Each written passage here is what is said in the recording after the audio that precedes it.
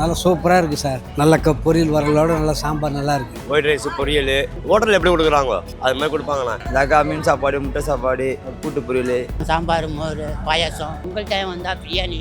தீபாவளி ஆச்சுன்னா எல்லாருக்கும் முடி வெட்டி ஷேவ் பண்ணி ட்ரெஸ் கொடுத்து மத்தியானம் பிரியாணி கொடுப்பாங்க.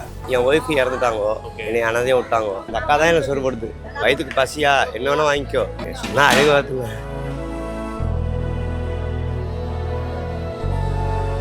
அவங்களுக்கு புது துணி கொடுத்து தீபாவளி ஆனால் எல்லாருக்கும் சிக்கன் பிரியாணி 300 பேருக்கு இங்கே தான் இலை போட்டு செய்வோம். அதே போல் பொங்கல் ஆனால் எல்லாருக்கும் ட்ரெஸ்ஸு. அவங்க அதே போல் அன்றைக்கி வடை பாயசம் சாப்பாடு. நம்ம வீட்டில் எப்படி தீபாவளி பொங்கல் கொண்டாடுறோமோ அதே மாதிரி என் மக்களோட கடந்த 7 வருஷமாக நான் கொண்டாடிட்டு இருக்கேன். நான் வேர்ல்ட் ரெக்கார்டு கம்பெனியில் சேர்மனாக சிஇஓவாக பொறுப்பேற்று சென்னை வந்தேன் 11 வருஷத்துக்கு முன்னாடி வந்தேன். சென்னைக்கு நான் முதல்ல வரும்போது என்னோட பர்ஸ்லேருந்து எல்லாமே தொலைச்சிட்டேன். ரயில்வே ஸ்டேஷனில் திருடிட்டு போயிட்டாங்க. அந்த நேரத்தில் தங்குறதுக்கு இடம் கிடைக்காம ரயில்வே ஸ்டேஷன் தங்கியிருந்தேன். அப்போ அங்கே கொடுக்குற அந்த சாப்பாடு இருக்குல்ல, அந்த சாப்பாடு எனக்கு என்னவோ ஒத்துக்கல. ஒரே டிசென்ட்ரி 3 நாளாகவே. இப்போ நான் கொடுக்குற அன்னதானம் கொஞ்சம் நல்லா இருக்கணுமே அப்படின்னு முடிவு பண்ணி தான் நான் என் கையாலே சமைச்சு சாப்பாடு என் ஊர் ஸ்டைலில். சாம்பார்லேயும் தேங்காய், எல்லாத்துலேயும் தேங்காய் தான். தேங்காய் உடம்புக்கு நல்லதில்லை. ரோட்டில் நம்ம ஏனதானோன்னு சாப்பாடு கொடுக்குறத விட நம்ம எப்படி சாப்பிட்றோமோ அதை பிறருக்கு கொடுக்கணும், அதை நினச்சி கொடுக்குறேன்.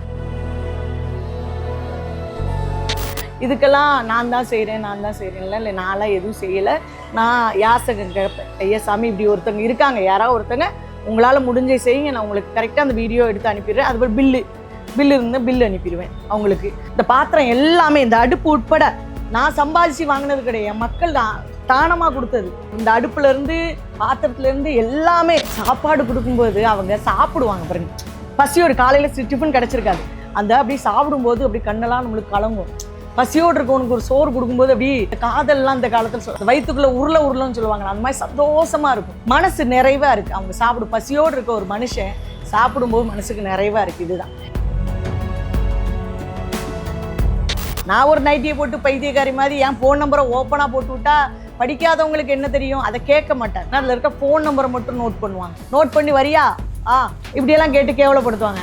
தம்பின்னு சொல்கிறது அவன் காதில் உழவே உழாது.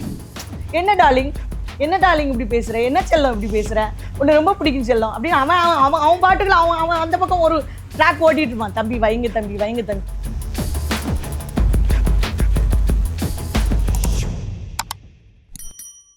ஒவ்வொரு மாதமும் 5 மில்லியனுக்கு அதிகமான பார்வையாளர்களை சென்று சேரும் எங்களது சேனலில் உங்களையோ அல்லது உங்களது நிறுவனத்தையோ விளம்பரப்படுத்த வேண்டுமா? தொடர்புக்கு 9345835571. வணக்கம், இது செகண்ட் ஃப்ளோர் தமிழ். செல்வம் உமா அப்படின்றவங்க இன்ஸ்டாகிராமில் தொடர்ந்து எளிய மக்களுக்கு தினந்தோறும் இலவச உணவு வழங்கிட்டு வராங்க. இவங்க யார், என்னடா டெய்லியுமே உணவு வழங்குறாங்களே, அதுவும் ஒரு ட்ரஸ்ட் கிடையாது, ஒரு தனிப்பட்ட நபரே இந்த அளவுக்கு மக்களுக்கு அனுதினமும் உணவு வழங்குறாங்களே அப்படின்ட்டு அவங்களோட வாழ்க்கையை பற்றி தெரிஞ்சுக்க இன்னைக்கு நம்ம அவங்கள இன்டர்வியூ எடுக்க போகிறோம். அவங்க லைஃப்பில் என்னென்ன சவால்களை சந்திச்சுட்டு இருக்காங்க, இவ்வளவு நல்லது பண்ணியும் என்னென்ன கிரிட்டிசம் சந்திச்சுட்டு இருக்காங்க, இது எல்லாத்தையுமே நம்ம அவங்கள்ட்ட கேட்டு தெரிஞ்சுக்கலாம். அக்கா வணக்கம்க்கா. வணக்கம் சாமி. உங்களோட பேர், நீங்கள் எத்தனை வருடமாக இந்த இலவச உணவு பண்ணக்கூடிய இந்த ஒரு விஷயத்தை பண்ணிகிட்டு இருக்கீங்க? இந்த அன்னதான பணியை நான் கடந்த ஒரு 7 வருஷமாக பண்ணிகிட்ருக்கேன் சார். கொரோனாக்கு முன்னாடி இருந்தே ஸ்டார்ட் பண்ணேன். கொரோனா டைமில் அதிகமாக பண்ண ஆரம்பித்தேன். அதுக்கப்புறம் இப்போ தான் ஒரு 10 நாளாக தொடர்ந்து பண்ணுறேன். ஃப்ளட்டு, டிசாஸ்டர், அப்புறம் ஏதாவது சாப்பாடு இல்லை அப்படின்னா நான் அங்கே போய் அந்த சாப்பாடு கொடுக்குறது, இந்த கல்யாண வீட்டில் மிதமான சாப்பாடு எடுத்துக்கொண்டு கொடுக்குறது, இது எல்லாமே கடந்த ஒரு 7 வருஷம் பண்ணேன். உங்களோட நேம்க்கா எந்த ஊருக்கா நீங்கள்? எனக்கு என்னோடய பேர் செல்வம், கூப்பிட்றது எல்லோரும் உமான்னு கூப்பிடுவாங்க. என்னோடய பேரே அதுதான். சொந்த ஊர் கன்னியாகுமரி மாவட்டம் ஆரல்வாய்மொழி, அந்த ஊர் தான் என்னோட சொந்த ஊர். அங்கே தான் பிறந்தேன், அங்கே தான் வளர்ந்து மேரேஜ் ஆனதெல்லாம் அங்கே தான். எனக்கு 2 பசங்க இருக்காங்க. Husband is நோம்பூர். 19 வருஷம் ஆச்சு. இப்போ சென்னை எப்போ வந்தீங்க? 11 வருஷம் ஆச்சு. நான் வேர்ல்ட் ரெக்கார்டு கம்பெனியில் சேர்மனாக சிஇஓவாக பொறுப்பேற்று சென்னை வந்தேன். ஒரு வேர்ல்ட் ரெக்கார்டு ஆர்கனைசேஷனில் சேர்மனாக, இன்னொரு கம்பெனியில் சிஇஓவாக 2 இதில் ஒர்க் பண்ணதுக்காக 11 வருஷத்துக்கு முன்னாடி இங்கே வந்தேன். இந்த பசி ஏன் இவ்வளோ இதுக்கு சோறு போட காரணம் என்ன அப்படின்னா, அங்கே சென்னைக்கு நான் முதல்ல வரும்போது என்னோடய பர்ஸ்லேருந்து எல்லாமே தொலைச்சிட்டேன். ரயில்வே ஸ்டேஷனில் திருடிட்டு போயிட்டாங்க. அப்போது ஒரு 2 நாள் இங்கே நான் பொறுப்பேற்று வரும்போது எனக்கு இந்த ஃபோன், இந்த சின்ன ஃபோன் தான் வச்சுருந்தேன். அப்போ சரியான கான்டாக்ட்ஸு இதெல்லாம் சேவ் பண்ணுற அளவுக்கு என்ன தான் நம்ம படிச்சிருந்தாலும் இது பண்ணால் கூட அந்த நேரத்தில் தங்குறதுக்கு இடம் கிடைக்காம ரயில்வே ஸ்டேஷன் தங்கியிருந்தேன். 2 நாள் அங்கே தங்கியிருந்தேன், ஒரு நாள் பஸ் ஸ்டாண்டில் தங்கியிருந்தேன். அப்போ அங்கே கொடுக்குற அந்த சாப்பாடு இருக்குல்ல, நம்மளுக்கு அது நம்ம ஒரு படிச்சிருக்கோம், நல்ல குடும்பத்தில் பிறந்தோம், வீட்டில் கஞ்சியோ கூழோ ஏதோ ஒன்று வாய்க்கு ருசியாக கொஞ்சம் இருக்குமா, அந்த சாப்பாடு எனக்கு என்னவோ ஒத்துக்கலை. ஒரே டிசென்ட்ரி 3 நாளாகவே. பசிக்கு சாப்பிட்டேன், டிசென்ட்ரி ஆகிட்டே இருந்துச்சு. இப்போ நான் கொடுக்குற அன்னதானம் கொஞ்சம் நல்லா இருக்கணுமே அப்படின்னு முடிவு பண்ணி தான் நான் வந்து என் கையாலே சமைச்சு போனேன். சாப்பாடு என் ஊர் ஸ்டைலில், சாம்பார்லேயும் தேங்காய், எல்லாத்துலேயும் தேங்காய் தான். தேங்காய் உடம்புக்கு நல்லதில்லை. ரோட்டில் நம்ம ஏனதானோன்னு சாப்பாடு கொடுக்குறத விட நம்ம எப்படி சாப்பிட்றோமோ அதை பிறருக்கு கொடுக்கணும், அதை நினச்சி கொடுக்குறேன். எத்தனை வருடமாக்கா இந்த சேவை பண்ணிட்டு இருக்கீங்க? ஒரு 7 வருஷமா. கொரோனாவுக்கு முன்னாடி இருந்தே ஸ்டார்ட் பண்ணேன். இது மட்டும் செய்யலை, சாப்பாடு கொடுத்து போக இந்த வருஷம் ஒரு 300லேருந்து 500 குழந்தைங்களுக்கு கல்வி உபகரணங்கள் கொடுத்துட்ருக்கேன். இது போக ஆதரவில்லாத உடல்கள் யாராவது இறந்துட்டாங்க, என்னால் நல்லடக்கம் பண்ண முடியல அப்படின்னு சொல்கிற உடல்களை எடுத்து நல்லடக்கம் பண்ணிகிட்ருக்கேன். இல்லை ரொம்ப நாளாக மார்ச்சொலியில் இருந்த உடல்கள் சம்மந்தமாக எனக்கு ஸ்டேஷன்லேருந்து கால் வரும். இது வரைக்கும் ஒரு 184 உடல்கள் நல்லடக்கம் பண்ணுறதுக்கு உதவியும் பண்ணியிருக்கேன், நானும் பண்ணியிருக்கேன், இது வரைக்கும் பண்ணியிருக்கேன். இது போக மாற்றுத்திறனாளிகளுக்கு தையல் மிஷின் வாங்கி கொடுக்குறது, அவங்க வாழ்வாதாரத்துக்கு கடை வச்சு கொடுக்குறது, கண்ணு தெரியாதவங்களுக்கு மாதம் அரிசி, மளிகை பொருள் வீடு தேடி வந்து வாங்கிட்டு போவாங்க. இதுக்கெல்லாம் நான் தான் செய்கிறேன்ல, இல்லை நான்லாம் எதுவும் செய்யலை. நான் யாசகம் கேட்பேன், ஐயா சாமி இப்படி ஒருத்தங்க இருக்காங்க, யாராவது ஒருத்தங்க உங்களால் முடிஞ்ச செய்யுங்க, நான் உங்களுக்கு கரெக்டாக அந்த வீடியோ எடுத்து அனுப்பிடுறேன். அதுபோல் பில்லு இருந்தால் பில்லு அனுப்பிடுவேன், அவங்களுக்கு சம்மந்தப்பட்ட நபர்களுக்கு அனுப்பிடுவேன். அதை ஒரு வீடியோவாக எடுத்து சமூக வலைதளத்தில் கரெக்டாக பதிவு பண்ணிடுவேன். இந்த வீடு எனக்கு வாடகை வீடு, இது எங்கள் ஹவுஸ் ஓனர் வீடு. அந்த வீடு வந்து எங்கள் ஹவுஸ் ஓனர் வீடு. இந்த வீட்டில் ஒரு 4 வருஷமாக இருக்கேன். இவன் தான் எனக்கு வந்து இங்கே சாப்பாடெலாம் ஏற்றுறது, இதை கிளறி விடுறது எல்லாமே. இது எனக்கு இப்போது ரொம்ப வருஷமாக சமைச்சிட்டு இருந்தனால, ரொம்ப ஓடிட்டே இருந்தனால என்னால் வந்து தூக்க முடியல. இப்போ பாத்திரம்லாம் இந்த தம்பி தான் ஆட்டோ ஓட்டுறது, வாடகைக்கு ஆட்டோ ஓட்டுறதை தாண்டி இதெல்லாம் செய்கிறது. அதுபோல் நான் போடுற எல்லா வீடியோவும் நம்ம தம்பி எடுக்கிறது தான். இதுக்குன்னு கேமராமேன்லாம் தூக்கிட்டு கேமராலாம் வாங்க முடியாது, அதனால் தம்பி தான் ரொம்ப சப்போர்ட் எனக்கு. நான் இது தொடர்ந்து இதை பண்ணிகிட்டே தான் இருக்கேன் சாமி. என்னால் முடிஞ்ச அளவுக்கு எல்லாருக்கும் பண்ணி. எங்கள் ஹவுஸ் ஓனர் நல்ல சப்போர்ட். இந்த காலத்தை யார் சாமியும் வந்து செய்வாங்க சொல்லுங்கள்? இடமும் கொடுத்துட்டு வாடகையும் கொடுத்துட்டு இருக்க மாட்டாங்க. என்னால் முடிஞ்சது. உங்களுக்கு எந்த மொமெண்ட்லக்கா வந்து தோணுச்சு நம்ம இந்த மாதிரி எல்லா நலத்திட்டமும் வந்து மக்களுக்கு வந்து பண்ணலாம் அப்படின்றது? உணவுலேருந்து இப்போ நிறைய விஷயங்கள் சொன்னீங்க, இது எல்லாமே உங்களுக்கு எப்போ வந்து தோணுச்சு, இல்லை முன்னாடி இருந்தே எப்படி தான்? சின்ன வயசுலேருந்தே எனக்கு வந்து இந்த குணம் இருக்குது. அப்போவுமே 8th படிக்கும் போதுலேருந்தே எனக்கு இந்த குணம் இருக்குது. எங்கள் அப்பா அடிக்கடி சொல்லுவாங்க, ஸ்கூலுக்கு போகும்போது இந்த கடலை மிட்டாய் வாங்குறதுக்கு அப்போவே எங்கள் அப்பா 1 ரூபா தருவார். அதில் 4 நாளுக்கு ஏதாவது மிட்டாய் வாங்கிட்டு என் கூட யாராவது கேட்டாங்க, செல்வம் எனக்கு எதாவது வாங்கி தானே அவங்களுக்கு வாங்கி கொடுக்குற பழக்கம் இருக்குது. எங்கள் அப்பா கேட்பார், சாயந்தரம் 4 மணி பள்ளிக்கூடத்துக்கு போயிட்டு வந்து கேட்பார், மக்களை என்ன 1 ரூபா வாங்கிட்டு போனேன், மத்தியானம் வந்து மத்தியானம் போய் 1 ரூபா கேட்பேன், இப்போ 1 ரூபா கொடுங்கப்பா, 50 பைசா கொடுங்கப்பா, மிட்டாய் தின்னுட்டு. அப்படி என்னன்னு கேட்டால் எங்கள் அப்பாட்ட மட்டும் சொல்லுவேன், எப்பா அந்த பிள்ளை வந்து எனக்கு இன்னைக்கு கல்கோனா வாங்கி கேட்டுச்சு, சுத்து மிட்டாய் வாங்கி கேட்டுச்சு, கொடுத்துட்டேன் அப்படின்னு சொல்லி அப்போ இருந்தே எனக்கு அந்த பழக்கம் இருக்குது. யார் கேட்டாலும் அதே போல் இப்போ என்கிட்ட உதவின்னு கேட்குறவங்கள நான் என்ன நினைக்கிறேன் அப்படின்னா, கடவுள் எனக்கு கொடுத்த வாய்ப்பாக நினைக்கிறேன். இப்போ இவ்வளவு பேர் இந்த உலகத்தில் இவ்வளோ மனுஷங்க இருக்கும்போது சோசியல் மீடியாவில் ஒரு பதிவை பார்த்துட்டு, அம்மா வீட்டில் அரிசி இல்லைம்மா, எனக்கு ஒரு 10 கிலோ அரிசி வாங்கித்தாம்மான்னு யாரோ ஒருத்தங்க எங்கேருந்தோ ஃபோன் பண்ணுறாங்க. அப்போது இவ்வளோ பேரை தாண்டி நம்மளுக்கு அந்த ஃபோன் வரதே ஒரு பாக்கியமாக நினைக்கிறேன், ஒரு கடவுள் கொடுத்த வாய்ப்பாக நினைக்கிறேன்.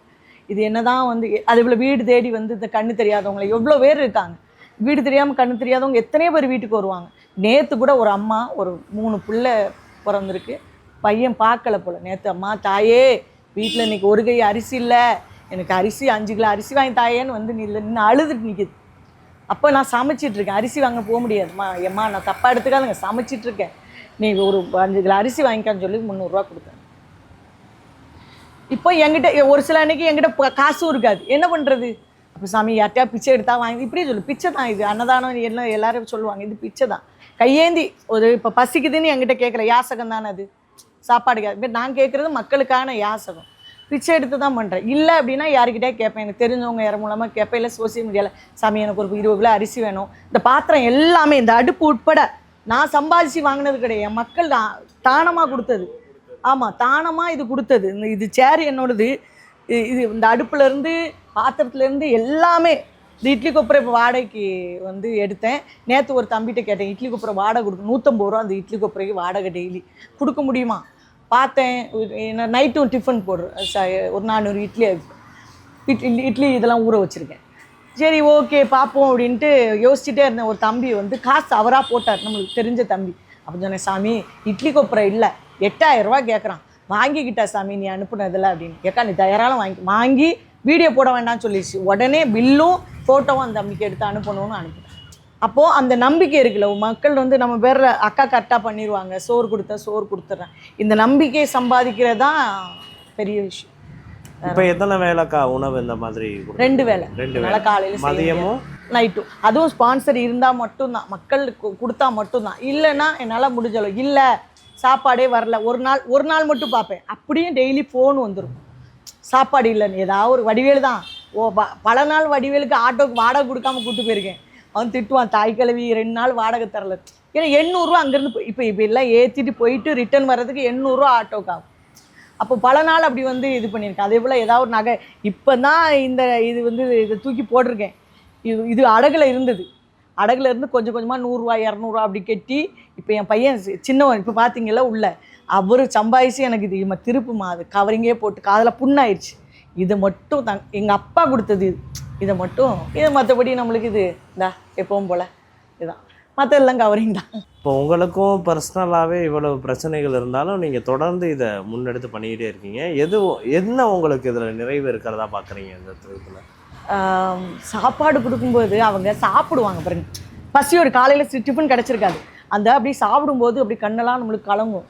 பசியோடு இருக்கவனுக்கு ஒரு சோறு கொடுக்கும்போது அப்படி நம்மளுக்கு உடம்புக்குள்ள நீங்களாம் வந்து இந்த காதல்லாம் இந்த காலத்தில் அந்த காலத்தில் எங்கள் காதலை சொல்கிறேன்னு இந்த வயிற்றுக்குள்ளே உருளைன்னு சொல்லுவாங்களா, அந்த மாதிரி சந்தோஷமாக இருக்கும், மனசு நிறைவாக இருக்குது. அவங்க பசியோடு இருக்க ஒரு மனுஷன் சாப்பிடும்போது மனசுக்கு நிறைவாக இருக்குது. இதுதான்.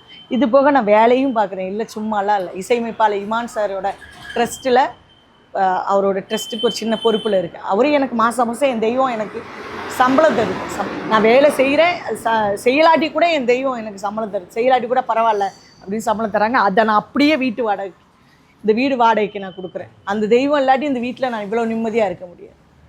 இசையமைப்பாளர் இமான் சார் தான் காரணம். அதே போல் என் பிள்ளைங்கள், ஆமாம் அவர் இதில் தான், அவர் தான் காரணம். அவர்கிட்ட வேலை பார்க்குறதுனால தான் இதான் காரணம். அதே போல் என் பிள்ளைங்களோட படிப்பு ஏதாவது சம்மந்தமாக இதனாலும் சார் கொஞ்சம் ஹெல்ப் பண்ணுவாங்க. எப்போவுமே படிப்புக்கெல்லாம் சார் தான், என் பசங்களோட படிப்பு. என்னை திட்டுவாங்க, சார் ஏன் இப்படி இருக்கீங்க, இப்படியே ஓடிட்டே இருந்தால் எப்படிமா, வேறு என்னம்மா பண்ண போறீங்க. இது போக நான் ஆன்லைன் ப்ரொமோஷன் ஒர்க்லாம் பண்ணுறேன். ஆன்லைனில் இந்த ப்ரொமோட் பண்ணி கொடுக்குறது, வாய்ஸ் ஓவர் கொடுக்குறது, இதெல்லாம் பண்ணிகிட்ருக்கேன். அதில் ஒரு 10,000 வருமானம் வரும்.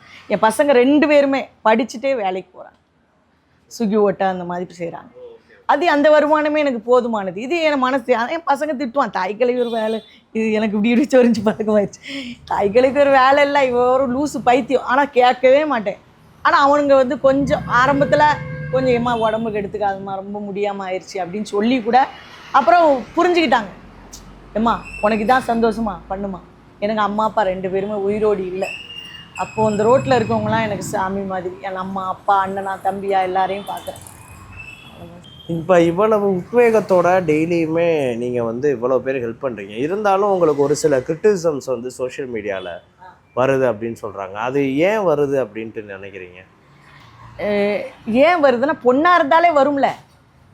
நீ என்ன தான் வந்து புடவை கட்டி பூ வச்சு மங்களகரமாக போடுறவங்களுக்கே நெகட்டிவ் கமெண்ட்ஸ் வருது. நான் ஒரு நைட்டியை போட்டு பைத்தியக்காரி மாதிரி என் ஃபோன் நம்பரை ஓப்பனாக போட்டு விட்டா படிக்காதவங்களுக்கு என்ன தெரியும், அதை கேட்க மாட்டாங்க.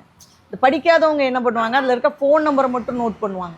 நோட் பண்ணி வரியா நீ இருக்குது, ரொம்ப இருக்குது, அது பதிலாக ரொம்ப இருக்குது, இப்படியெல்லாம் கேட்டு கேவலப்படுத்துவாங்க. நான் இதுக்கு கேஷுவலாக அழகாக பேசுகிறேன். சரி சகோதரர் எங்கே வரணும் இப்படி சொல்லுவேன், பதில் இப்படி தான் சொல்லுவேன். சரி சாமி எங்கே வரணும், கூப்பிட்ருக்கீங்க எங்கே வரணும், ரொம்ப கஷ்டமாக இருக்கும், வில்லிவாக்கம் வந்துருங்களேன், எங்கள் வீடு இருக்குது, இப்படி சொல்லுவேன். ஒரு சில நேரத்தில் கோவம் வந்துடும், திட்டி விட்ருவேன். சாமி வேலை செஞ்சுட்டு இருக்கும்போது ஃபோன் வந்தால் ப்ரெஷர் ஏறியும், எனக்கு பிபி வேறு இருக்குது. டேய் தம்பி வச்சிரு தம்பி, இப்படி தம்பின்னு தான் சொல்லுவான். ஆனால் தம்பின்னு சொல்கிறது அவன் காதில் உழவே விழாது. என்ன டார்லிங் இப்படி பேசுகிற, என்ன செல்லம் இப்படி பேசுகிற, உன்னை ரொம்ப பிடிக்கும் செல்லம் அப்படின்னு அவன் பாட்டுக்குள்ள அவன் அந்த பக்கம் ஒரு ட்ராக் ஓட்டிகிட்டு இருப்பான். தம்பி வைங்க தம்பி ஒரு 2-3 தடவை பார்ப்பேன், நம்பரை பிளாக் பண்ணி. அப்புறம் பசங்கிட்ட ஆனால் என் பிள்ளைங்கிட்ட A to Z எல்லாம் சொல்லிடுவேன். டேய் இந்த கிறுக்கு பையன் ஃபோன் பண்ணிட்டே இருக்கான்டா, என்னன்னு பாருன்னு நம்பரை பசங்கிட்ட கொடுத்துருவோம். இல்லை ரொம்ப ப்ரெஷர் ரொம்ப தாங்க முடியல, சோசியல் மீடியாவில் நம்பரை போட்டு விட்ருவேன். வேறு என்ன பண்ணுறது, நான் எப்போ சாமி நான் யாசகம் எடுத்து எல்லாருக்கும் உதவி பண்ணுறேன். அதில் நான் வேறு தவறாவோ இருந்தால் பரவாயில்ல. இதில் ஒரு நம்பர் போடுறேன், ஐயா சாமி உதவி பண்ணுங்கன்னு கையெடுத்து கும்பிடுறோம். அதில் நம்பர் எடுத்து ஒரு சில பேர் இருக்காங்க. ஆனால் மக்கள் இருக்காங்களே ரொம்ப எனக்கு கிடைச்ச சோசியல் மீடியா நண்பர்கள். நான் எப்போமா ஒரு தடவை அந்த காதல் பாட்டெல்லாம் போடுவேன். அது கூட சொல்லுவாங்க, ஏக்கா வேண்டாக்கா இதெல்லாம் அப்படின்னு. டேய் என் புருஷன் ஞாபகம் வருது, நான் ஏதோ ஒரு பாட்டை போடுறேன், ஏன்டா இதுலேயும் கூட எனக்கு எப்பமாவது அது தோணும், ஒரு 2 பாட்டு போடும், எப்பமா 1-2 போடுவேன். அதுதான் அதுக்கு திட்டுவாங்க. சரி ஓகே போட வேண்டாம், அப்படி தான் போடுவேன் அப்படின்னு சொல்லுவேன். எனக்கு என்ன ரிலாக்ஸேஷன் இருக்குது, சமைக்கிறதே நேரம் பண்ணுறதுட்டு எப்பமாவது போடும். அடுத்து என்னென்ன பண்ணணும்னு ஆசைக்கா? இந்த இல்லை எனக்கு இந்த ரோட்டில் இறந்து போவாங்கல்ல, அந்த கடைசி ஆசை என்னன்னு தெரிஞ்சுக்கணும். யாருமே இல்லாமல் ரோட்டில் இறந்து போகிறாங்களா, இதுவே அவங்களோட கடைசி ஆசை. வயிறு நிறைய அவங்க சாப்பிட்ருக்கணும், அவங்களோட கடைசி ஆசை என்னன்னு எனக்கு தெரிஞ்சுக்கணும் ஆசை. இதுக்காக ஒரு ஆசிரமம் ரெடி பண்ணணும். அவங்கள எல்லாரையும் நானே பார்த்துக்கணும், நானே என் கையால் சமைச்சு போடணும். அவங்க சாப்பிடணும், அவங்க ஆசையெல்லாம் என்கிட்ட சொல்லணும். என்னால் முடிஞ்ச அளவுக்கு யாசகம் எடுத்தாவது அவங்களுக்கு நான் எல்லாம் செஞ்சுட்டு அவங்கள நல்லா ஹாப்பியாக பார்த்துக்கணும். அவங்களோட மரணம் கூட சந்தோஷமாக இருக்கணும். என் மரணம் எப்படின்னு எனக்கு தெரியும், எல்லாரோட மரணம் எப்படி இருக்குன்னு தெரியாது. அந்த ரோட்டில் நீங்கள் என்ன நினச்சிக்கிட்டாலும் சரி, ஒரு நாள் திடீர்னு ஃபோன் வருது, அழுதுருவேன் தவிர்த்து. திடீர்னு ஃபோன் வருது, அம்மா பாப்பா இறந்துட்டா அப்படி. கொரோனா டைமில் 2 வயசு குழந்தை. அந்த குழந்தை 2 வருஷமாக அந்த குழந்தைய பார்த்துட்ருக்கேன். 5 வயசு குழந்தை, மூளை வளர்ச்சி இல்லாத குழந்தை. 2 வருஷமாக அந்த குழந்தைக்கு எல்லாமே நான் தான் பார்த்துட்ருக்கேன். ரொம்ப ரொம்ப கடன்பட்டுலாம் வாங்கி கொடுத்துருக்கேன். அப்போது அந்த குழந்தை இறந்து போச்சு அப்படின்னு சொல்லும்போது கொரோனா டைமில் தூக்குறதுக்கு யாருமே வரல. நான் எல்லாரையும் அந்த ஏரியாக்காரங்க எல்லாரையும் கூப்பிட்டு சேர்ந்து தூக்கி அந்த பாப்பாவுக்கு பண்ணேன். அதே போல் இந்த வயசான தாத்தாங்கள்லாம் அடக்கம் பண்ணும்போது முகத்தை பார்க்க முடியாது. ரொம்ப நாள் கழித்து உடல் நம்மளுக்கு கிடைக்குமா, அதெல்லாம் பார்க்க முடியாது. அந்த உடல் ஒரு மனுஷன் இறந்தாம்னா அன்னைக்கு இல்லை அடுத்த நாள் நல்லடக்கம் பண்ணிடணும். அப்போ தான் அந்த ஆத்மா சாந்தி அடையும். இந்த சாலை ஓரத்தில் இறக்குறவங்கள அட்ரஸ் தேடுறதுக்காக மார்ச்சூரில் தான் கொஞ்ச நாள் வச்சுருப்பாங்க, தேடுவாங்க அவங்க அட்ரஸ் எல்லாம் கண்டுபிடிக்காது. அதுக்கப்புறம் உடல் எடுத்து நல்லடக்கம் பண்ணுறது மன ரீதியான வலிகளை ஏற்படுத்து. அவங்க முகத்தை நம்மளால் பார்க்க முடியல. கடவுளே இது யாரோட அப்பாவோ, யாருக்கு அண்ணனோ, யாருக்கு புருஷனோ, அதே போல் அம்மாக்களோ, யார் பெற்ற அம்மாவோ, இந்த அம்மா யாருக்கு இப்போ இவங்க பிள்ளைங்க எங்கே தேடிட்டு இருக்குமோ அப்படின்னு லேடிஸ்லாம் பார்க்கும்போதெல்லாம் அவ்வளோ கஷ்டமாக இருக்கும் முகத்தை. அப்போ ஒரு தாய் தந்தை இல்லாத எனக்கு அந்த வலி நல்லாவே புரியுது. அதனால் நான் இது அவங்கள கடைசியாக சூப்பர் நல்லா அது எப்படி சொல்கிறேன், லெக்சரியாக பார்க்க முன்னாடி பரவாயில்ல, 3 வேளை சாப்பாடு, ஹாப்பியாக டான்ஸ் ஆடி அவன் நல்லா இருக்கணும், அதை நான் பார்க்கணும். அதுதான் என்னோட ஆசை. தாத்தா, இங்கே இந்த இலவச உணவு உங்களுக்கு எந்த அளவுக்கு பிரயோஜனம் உள்ளதாக இருக்குது? நல்லா சூப்பராக இருக்குது சார். நல்ல பொரியல் வரலோட நல்லா சாம்பார் நல்லா இருக்குது. எத்தனை நாளாக சாப்பிட்றீங்க? நான் ஒரு 5 வருஷமாக சாப்பிட்றேன். 5 வருஷமா இவங்கள்ட்ட சாப்பிட்றேன். ஆமாம், 5 வருஷமா தொடர்ந்து உணவு தந்துட்டுருக்காங்க. தீபாவளி ஆச்சுன்னா எல்லாருக்கும் முடி வெட்டி ஷேவ் பண்ணி ட்ரெஸ் கொடுத்து மத்தியானம் பிரியாணி கொடுப்பாங்க. ஓ சரி, இதெல்லாம் பண்ணுறாங்க. இதெல்லாம் பண்ணுவாங்க. என்னென்ன இருக்கும் சாப்பாடு தருவாங்க?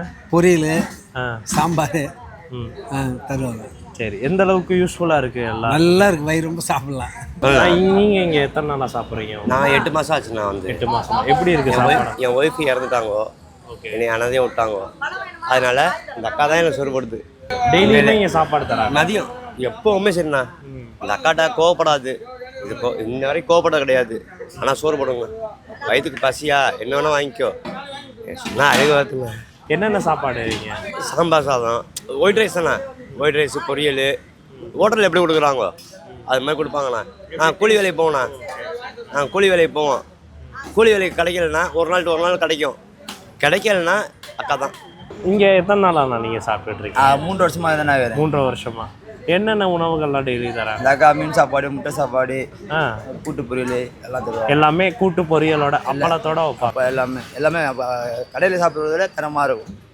ஒரு நாளைக்கு எத்தனை பேர் சாப்பிட? ஒரு நாள் என்ன இங்கே என்ன இப்போ எத்தனை போட்டாங்க, ஒரு 50 பேர் வாங்கிட்டு உள்ளே ஒரு 200 வீடு இருப்பானுங்க. அந்த சைடு உள்ளே தனியாக போய் அவங்க கொடுப்பாங்க. போய் பார்க்கும்போது உங்களுக்கு தெரியும். நீங்கள் இங்கே எத்தனை நாளாக சாப்பிட்றீங்க? நான் இங்கே 5 வருஷமாக இருக்குங்க. 5 வருஷமா உங்களுக்கு டெய்லி? நான் பம்பாயிலேருந்து இங்கே வந்துட்டேன். ஓகே. இங்கே என்னென்ன உணவுகள்லாம் தராங்க உங்களுக்கு? இங்கே மத்தியானம் சாப்பாடு, நைட்டில் இட்லி வாங்கி கொடுப்பாங்க. அதோட சுவை தரமெல்லாம் எப்படி இருக்குது? இப்போ பரவாயில்ல, நல்லா இருக்கும். சரி, என்னென்ன தருவாங்க உங்களுக்கு சாப்பாடு? சாப்பாடு, ரசம், சாம்பார், மோர், பாயாசம்லாம் கொடுப்பாங்க. அதாவது பொங்கல் டைம் வந்தால் பிரியாணி.